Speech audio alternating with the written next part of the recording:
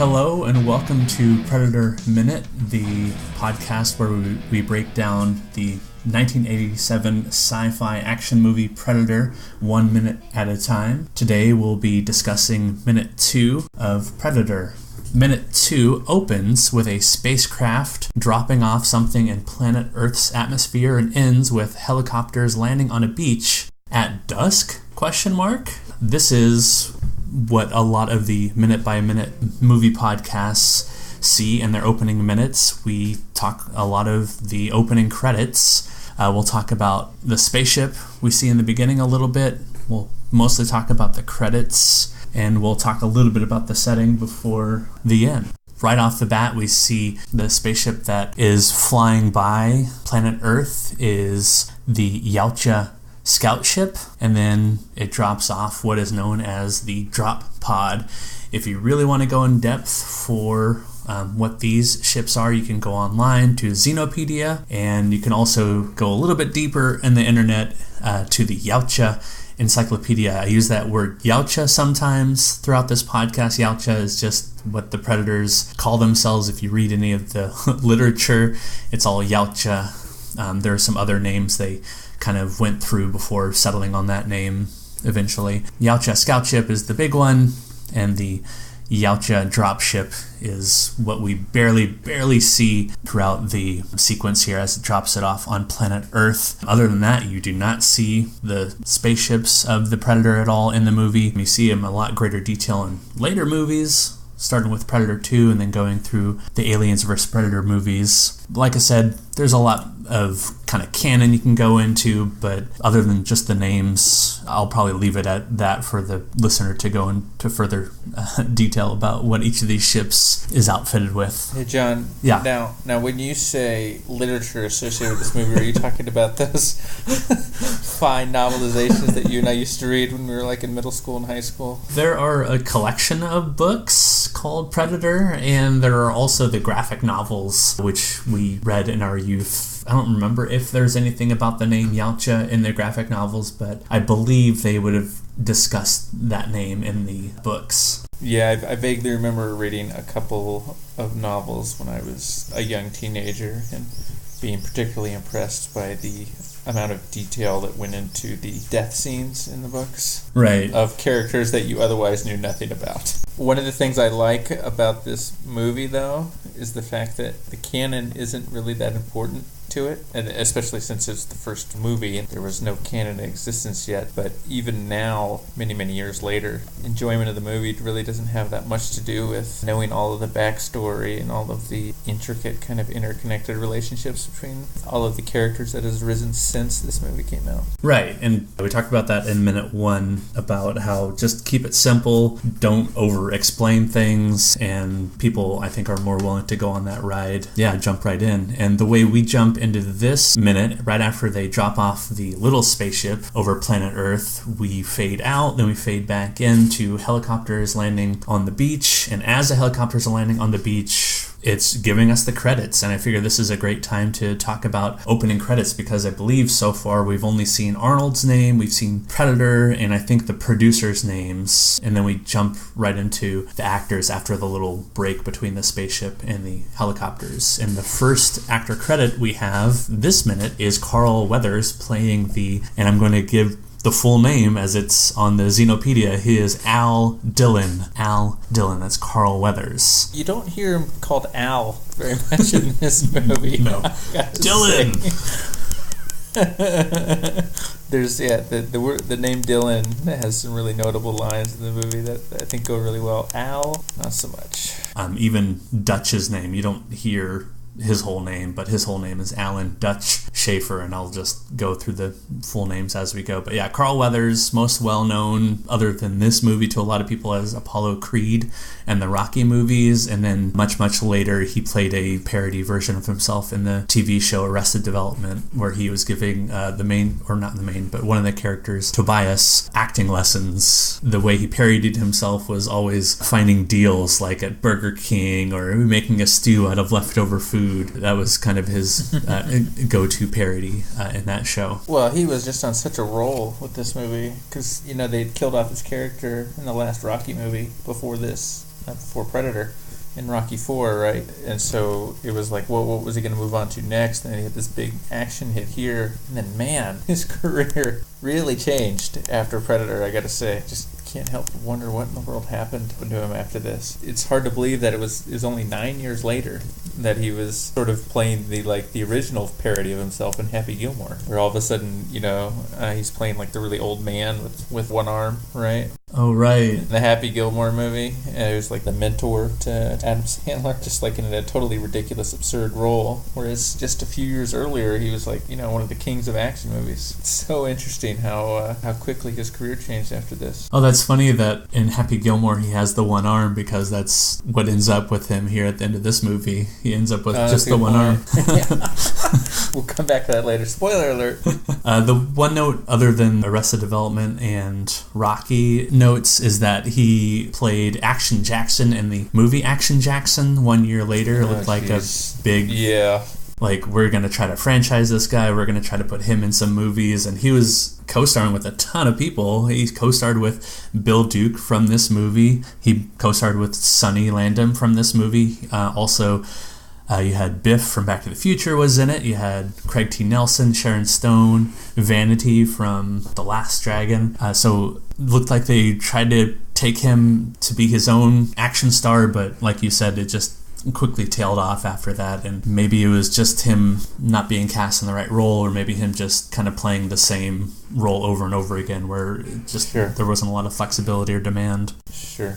And he was getting older. I mean, he was already in his 40s when this movie was made, so... That's true. Arnold also was in his... He had just turned 40, I believe, when this movie was shooting. Yeah, but he wasn't slowing down. He was not slowing down. Something else I'll mention about these actors are their heights, because as I went through the credits, I was noticing a lot of tall people. So Carl Weathers, 6'1", so a little bit taller than average. Arnold himself, there's a lot of debate about his height being somewhere between 5'10" and 6'2", and those are two of the shorter people in the movie. So just kind of like your slightly above average heights representing some of the shorter actors in this film is really telling, because as we go through the other actors, we'll be able to compare some of them. So we'll move on. So Carl Weathers, after him, immediately following is El Padilla Carrillo, who's playing Anna, the lone survivor that they take prisoner after the big shootout scene in the middle of the jungle with the, I don't know what you'd call it, a Soviet camp. Guerrillas. Yeah, with the guerrilla camp. That's El Padilla Carrillo. She was from Mexico, starred in many Mexican film roles, guested on a lot of American TV shows like Pretender, 21 Jump Street, ER, Miami Vice, Madam Secretary, Mentalist, a few episodes of Nashville, and other than that, not a lot else that I could find on the IMDb. I really like the fact that they got like an authentic Spanish speaker in this movie. That I think was really helpful, instead of just having a white person with an accent. Right. And in fact, just in general, we'll get to this in later minutes, but just the Spanish in this movie is actually, I'm glad that it was real, so it wasn't really a distraction at all. Whereas I think were many movies made in this era, especially action movies, where they would just completely skip over and phone things like that in, like the bits of language, and I really feel like it would detract a lot from the movie. But in Predator, they kept it simple, and I think it made the movie a lot more convincing. Right, yeah. When they're speaking, it's something I definitely notice, where they're just in the right atmosphere or in the right mood. They're really putting their emotion through the words versus stilting the words so that we understand. They're just rushing through it, like when she's terrified later on. Next credit is Bill Duke playing Mac Elliott. So Mac, that you hear a lot Arnold shouting throughout the movie, that would be Bill Duke, who stands an imposing 6'4". One of his other well-known roles is another Arnold movie, Commando, where he fights Arnold and he tells him he's a Green Beret, and Arnold says, "I eat Green Berets for breakfast, and right now I'm very hungry." Yeah, they've got the great repartee in both of these movies. You're pointing out the fact that these characters are given full names, but really they just have the one really great name that goes well, that really just befits the character. In fact, I'm kind of disappointed that they gave them full names, because you really just need the one name. Well, you have to do some research. All these full names do come from Xenopedia. It's, it gives them all biographical pages like a Wikipedia or So are you thinking maybe it might not be official from the original script? They might have just added some things in as they saw fit? Or Yeah, I don't think so. I think it's just all almost fan fiction-y. Bill Duke starred as an actor in not a lot else, kind of like Carl Weathers. His acting career has continued through the years, but not a lot of notable roles. He's more known as a director with 62 credits to his name in both TV and film, where he started off, it looks like, with a lot of popular TV shows: Knots Landing, Miami Vice, Spencer for Hire, Matlock, Cagney and Lacey, Dallas, Falcon Crest. Probably his most well-known director credit is Sister Act 2, Back in the Habit. All right, a little different flavor. It looked like he went down the road of being more of a documentarian in more recent years, so maybe that's where his passions lie, in telling true stories of people and their struggles. Sure. Really love Bill Duke in this movie. Probably saw my least favorite role of his was in this movie. Steven Seagal, I want to say.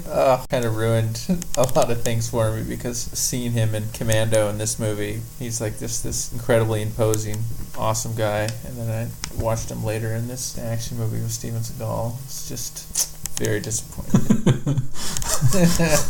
Not a surprise, I guess. No, not a surprise. And we'll talk about each of these characters themselves as we see them in the movie.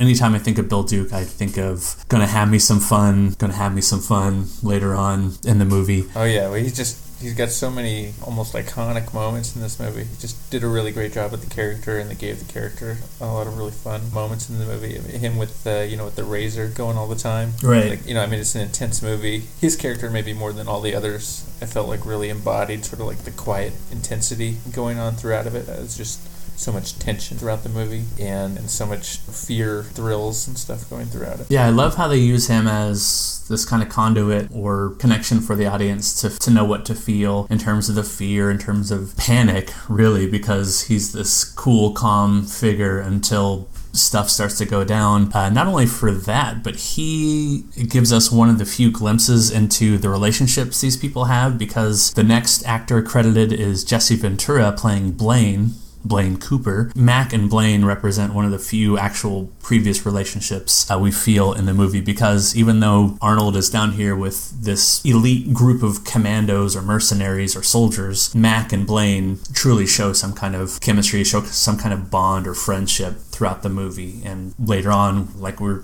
talking about, when stuff really goes down, that's when we're seeing that relationship really in action. But Jesse Ventura, playing Blaine Cooper, stood, again, like Bill Duke, 6'4". Jesse Ventura, well known throughout the wrestling world as Jesse the Body Ventura, and then later in the political world as governor of Minnesota. Right. Ventura. He became Jesse the Mind Ventura. He was in a few other movies, not a lot, very few screen credits to his name, but he was in another Arnold movie in the same year, 1987, The Running Man. He was one of the crazy, like gladiators in the arena that Arnold had to fight. You know how they were all had these ridiculous outfits. It had all these huge pieces of hardware to fight him with, and Arnold was just running around in a pair of overalls, having to deal with all these guys. Right. And he was just one of the big bad guys he had to kill. One of the memorable roles from Jesse Ventura for me is Demolition Man. He had a role as one of these marauding gangster guys. I don't remember him having any lines, but he was just always looking ridiculous in the background, getting ready to just rape and pillage throughout it. It just seemed like a perfect role for him with no lines and just looking very rough. Yeah, it looks like he played a character named Cryocon, and then when you Google that image, it just looks like basically him right now without instead of having the hair in the back, just completely shaven bald. He was in Batman and Robin as an Arkham Asylum guard, The Ringer as a motivational speaker. Yeah, not a whole lot else. Oh, and then Abraxas, Guardian of the Universe as Abraxas. And I never saw that one, but I've heard a couple podcasts about it, just how ridiculous it is, and it kind of turned into this kind of cult sci-fi action kind of movie. Right on. In recent years, Jesse Ventura has turned much more into almost a parody of himself. I don't know if he still has these shows where he's just this huge conspiracy theorist. Many people make fun of that, make fun of the conspiracies, but also just kind of make fun of his mannerisms just in his kind of gravelly voice. But speaking of his gravelly voice, he has a lot of memorable lines here in Predator. That's one of the beauties of Predator, is that it's very light on dialogue, so a lot of what people say are just kind of quoted nowadays. Like I could look at each of these characters pretty much and name one quote from them, and Jesse Ventura has quite a few memorable ones. I think it's they're dug in deeper than Alabama Tick. That's one that comes to mind. Well, I think the favorite one that everyone loves, right? And that's what they named the documentary of the making of Predator, as I recall. Wasn't that the name of the making of? Yeah, what was that? It was called I Ain't Got Time to Bleed. That's right. Classic line. And we'll talk about his character, like I said, more when we actually see the character. But each of the characters pretty much has a very unique look. And Jesse Ventura playing Blaine is no exception, not only with his look, but also with his weapon, which we'll talk a lot more about when we see it. Jumping to the next credit, that's Sonny Landham playing Billy, full name Billy Soul. In 48 Hours, he also goes as Billy, another large, imposing guy standing at 6'3". Well, I was just remembering that 48 Hours role that you were talking about. As I recall, there's several times in the movie where they call out his name from afar, and it just sounds almost exactly like it did. Billy! Yep. Well, Arnold's not the one yelling, obviously, but just hearing that name called from off screen at his character. Right, and we talked about Jesse Ventura being governor of Minnesota, Arnold Schwarzenegger, famously governor of California. Sonny Landham also ran for governor of his state, Kentucky. Did not win. Broke the streak. Broke the streak. He ran for office in Kentucky as a libertarian for Senate, but he made some comments about killing off a certain group of people, and that obviously went against him, and he withdrew his nomination. He comes from Cherokee and Seminole descent, so in Predator they cast him as the stereotypical tracker and say, which way we're going to go. You're going to lead the group. Indian tracker. Some other acting credits. Night Realm I highlighted because Richard Chavez was also in that. Richard Chavez, we'll talk about next, played Pancho in this movie. Billy was also, I keep saying Billy and Sonny are kind of interchangeable because I don't think of him as Sonny. I definitely think of him as Billy, whereas the other people I tend to think of their actual names. But he also was in The Warriors, Poltergeist, 48 Hours, like we mentioned before, A-Team, Firewalker, Action Jackson, which we talked about before, Miami Vice, Best of the Best. So a lot of action roles for Billy or Sonny. Do you want to talk about the whole bodyguard stuff they talked about? Yeah, it's so interesting. This is written in a lot of different places. There's some good interview with John McTiernan in the making of that comes with the special edition DVD, where he talks about the fact that the producers got him to hire a bodyguard for Sonny, and he says, "What does he need a bodyguard for? He's 6'3" and incredibly big muscular guy." He says, "No, it's to protect other people from Sonny." There's I can't remember which article I was reading. There's so many articles online about the making of this movie. I think because it was so complicated and it took so long, and there were so many major changes to the cast and crew and location, and so much going on with this movie, that you'll find articles in Vanity Fair and Empire, and recently read an article called Oral History of the Making of Predator. So much stuff out there. One of them was talking about them going out to a discotheque in Mexico while they were filming this movie, and he's on the ground of the discotheque biting women on the legs, writhing around. Did you read this one? No, I didn't read that one. And that was, I think that was around the time when it was clear to everyone that they really needed to have that Oh my bodyguard, gosh. right away. Oh my goodness, no, I did not hear about that. But yeah, this is, with all the huge personalities in this movie, it's no surprise that there are all these pieces still coming out about that with the oral histories and with the variety pieces. Next credited is Richard Chavez playing Jorge Pancho Ramirez. And interesting to note that while in the script most people go by their one name with Mac or Blaine or Dylan or Billy, Pancho pretty much goes by Ramirez in the script, which I thought was interesting, versus going by Pancho. And why that is, not really sure. Maybe they just didn't come up with the name Pancho Pancho until the move, like the actual filming of the movie. I forget, do they call him Pancho or Ramirez in the movie? They use both in the movie. I want to say they only use Pancho once or twice, but they use both. But I think they call him Ramirez for a couple of reasons. One would be is they were obviously had a very sort of diverse group of commandos here, and so it was pretty cool that they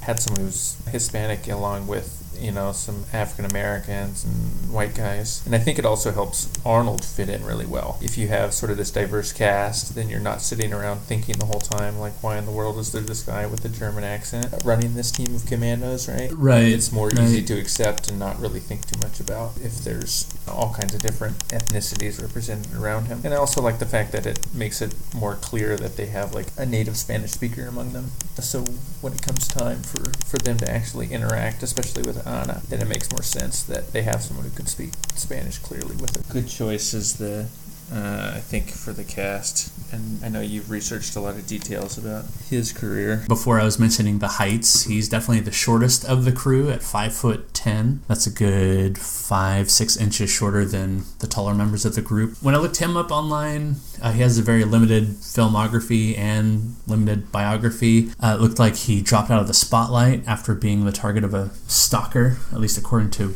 Wikipedia. Guest starred in a couple episodes of MacGyver, some other well-known TV shows from the 80s, early 90s, such as Babylon 5, Miami Vice, Dallas, Star Trek Voyager.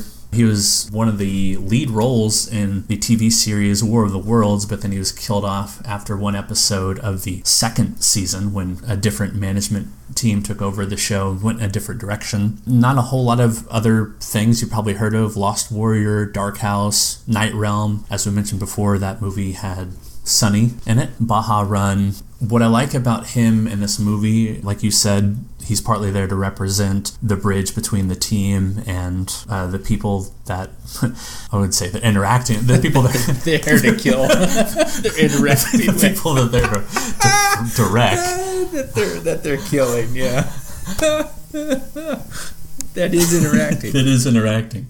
He's definitely not the large, loud, boastful type like the others are. When you think of the team, he's there, strictly for duty and to play his part. But he also seems very casual, I would say, in his presence. He's there to fulfill the duty, but he's also just another part of the team. Absolutely. Well, actually, I'm glad you said that, because I think one of the other things that he does, I think also Jesse Ventura to some extent, because he's an Army veteran and a combat veteran at that from Vietnam, just like Jesse Ventura. So I think it lends maybe a little bit of credibility to the idea of a bunch of soldiers in the jungle. If you've got some guys in the movie that actually had been soldiers in the jungle. Right, yeah, and I remember Jesse Ventura even mentioning that in one of the documentaries about him going into combat. But wasn't Jesse Ventura later debunked as a combat vet? Oh, that's a good question. He was a Navy SEAL. I thought what I had read before was that never actually saw any real combat. Let me look at... Oh, you're absolutely right. I did not know that he didn't actually go into combat. I just assumed, since he got deployed to Vietnam, that he had done some, but I guess not. Let's see. It looks like... I just say his Navy career, you're absolutely right. He was U.S. Navy SEAL, 69 to 75, did not see combat. Well, there you go. But Richard Chavez, you said, was a veteran of the Vietnam War? Oh, yeah. He was a Vietnam vet also, and he talks a little bit about it in the documentary that comes with the special edition DVD. He said that filming Predator was the closest thing that he had found to his time in Vietnam. Wow. He did one tour and was there in the Army for 3 years, I guess. Okay. Yeah, his quotable line that I always think of is where he says, "We hit nothing." I can't remember the lead up to that, but I always remember just the veiled panic, that unbelievable edge he has to his performance of seeing something that he's never seen before, like all of these guys. Just the whole, I can't believe this is happening. The disbelief. Yeah. He does that well, because, shortly before that, they're wiping out the gorilla compound, and he's laughing while they're blowing up all the gorillas, right? He says, "You ain't got time to bleed, you got time to duck." Right. And then fires his grenade launcher over and over, and then just starts cracking up laughing. And then, a short time after that, he's obviously shaken and definitely delivering his lines in a different way. Yeah. Second to last credit for this minute is R.G. Armstrong playing General Phillips. R.G. stands for Robert Golden. Another imposing figure. You wouldn't think necessarily like this height trend continues throughout the cast, but it does. R.G. Armstrong stands at 6'3", really well known for westerns. If you look at his filmography, it is long and detailed. He plays a lot of generals, sheriffs, lieutenant, judge, sergeant, reverend, captain, mayor, prosecutor, coach. So a lot of authority figures with his look. I don't know how you describe it. He has these kind of black eyes, not necessarily like a brown or blue. Very dark, very imposing figure himself. And in this movie, he plays the general. I think he does a good job of trying to play a kind of the straight man in this movie. He's not trying to compete with, as you called some of the people earlier here, larger-than-life figures of guys like Jesse Ventura and Arnold. Yeah, we see him very briefly here at the debriefing in the beginning, and I believe, if I remember correctly, we see him very briefly at the end in the choppa. Yep.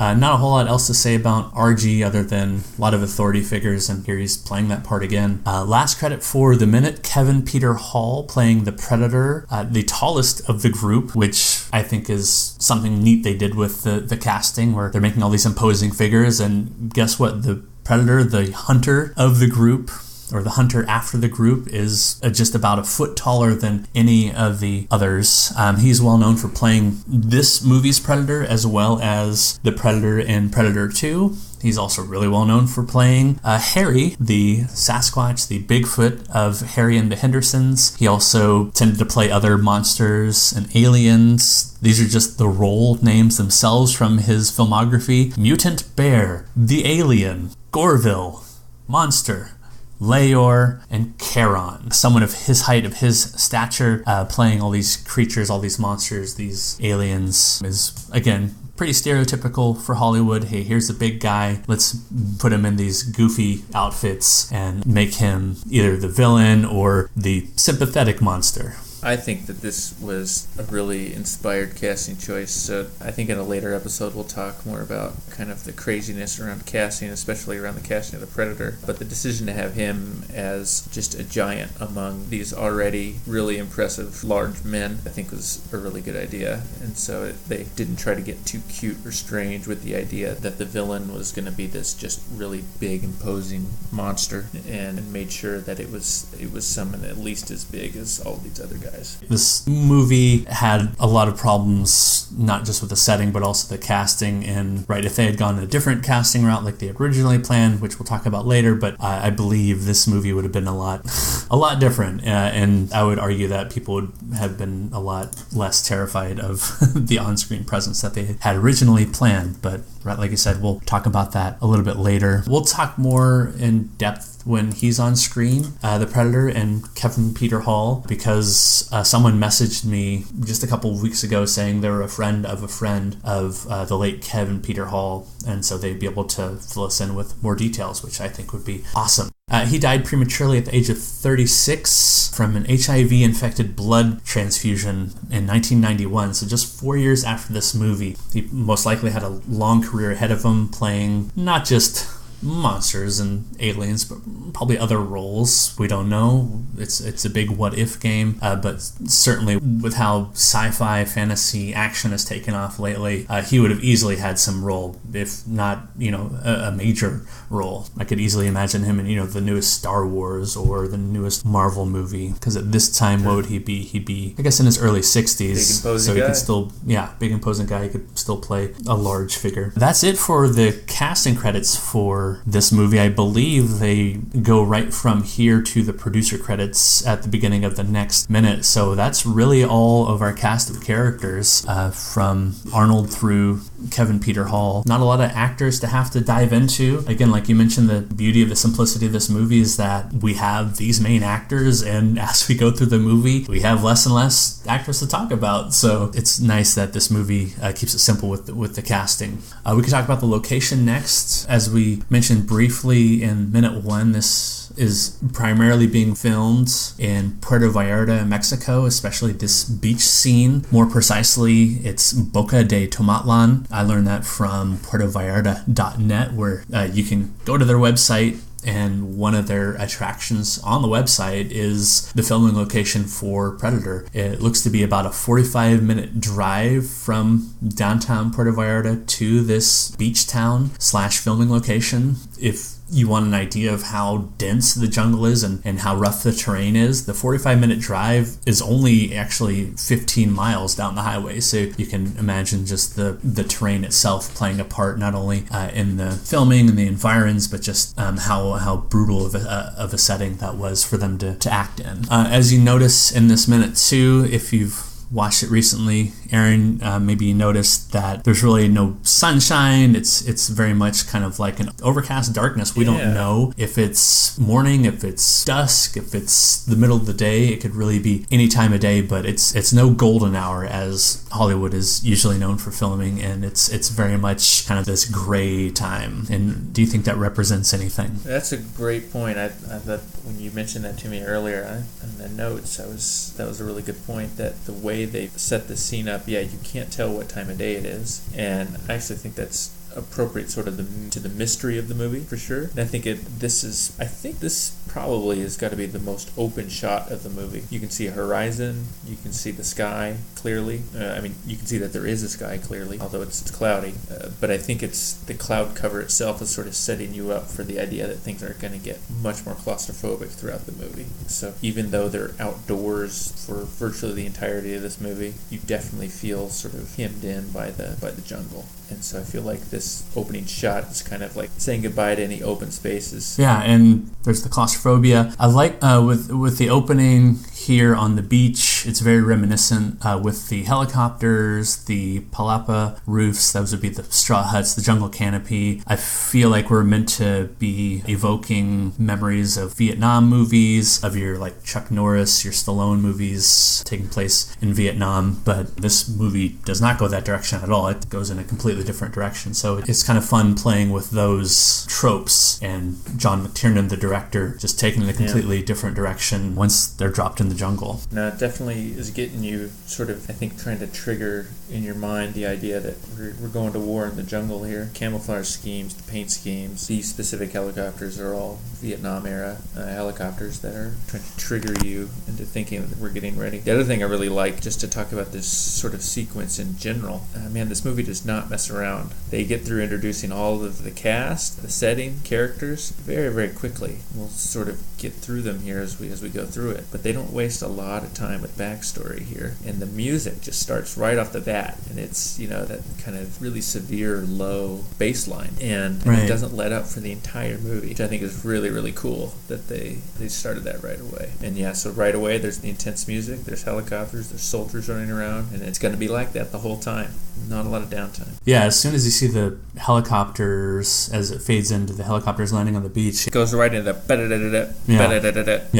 we'll talk about the composer Alan Silvestri. We'll talk about in the next minute. Yeah. But his theme kicks off here in minute 2. It's also the theme that we use here on the podcast to open. We use a cover of that I found online and asked the creator of that guitar riff, Chaosware, who is on YouTube. I asked for his permission. He said, yes, just give me credit. And so there's his credit for the opening theme. I really want to quickly talk about the one difference in the script, and then we'll probably bring this to a close. I like that even the script itself, as simple as it is, I feel like the movie does a great job of simplifying it even further. One example is here when they're first introducing the choppers. They're opening this scene in the script with you at first thinking that you're going to see an alien ship landing in the jungle. I'll just go ahead and read real quick. Through a collage of shimmering heat waves, a dark, otherworldly object drops into view, backlit by the fiery orange-red sphere of a setting tropical sun, heading slowly towards us, floating as if suspended by the rising heat of the jungle. Continuing to approach, the shimmering object resolves into a military assault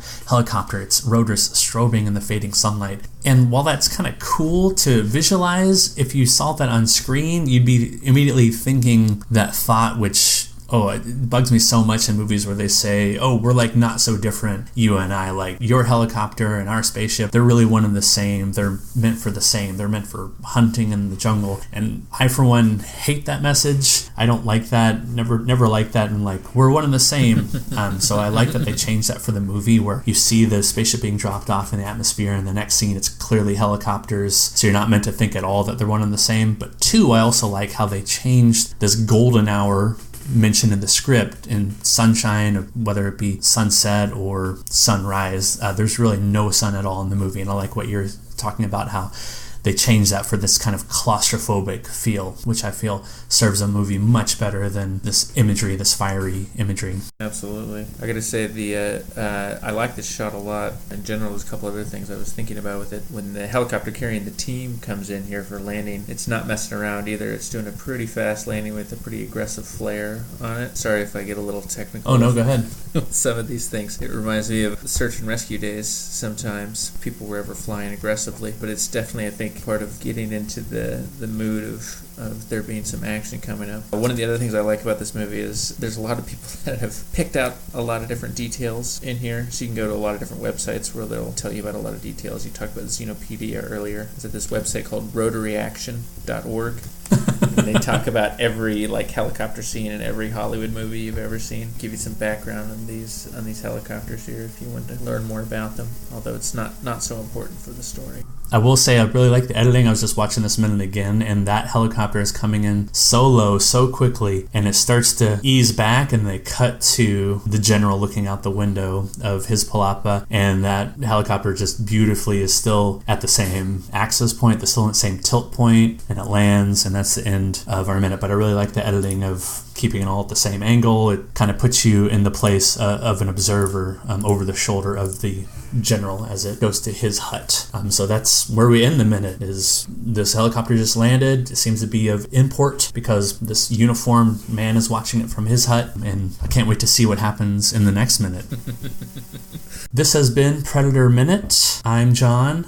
And I'm Aaron. Until next time, stick around. Our theme music is provided by Chaosware. Predator Minute can be found on the following podcatcher services: iTunes, Google Play Music, Stitcher, TuneIn, and Podcast Republic, with more to come. Predator Minute is hosted on SoundCloud at Predator Minute Podcast. Predator Minute has a social media presence on Twitter and Facebook at Predator Minute. If you have questions or comments, please email us at predatorminute@gmail.com.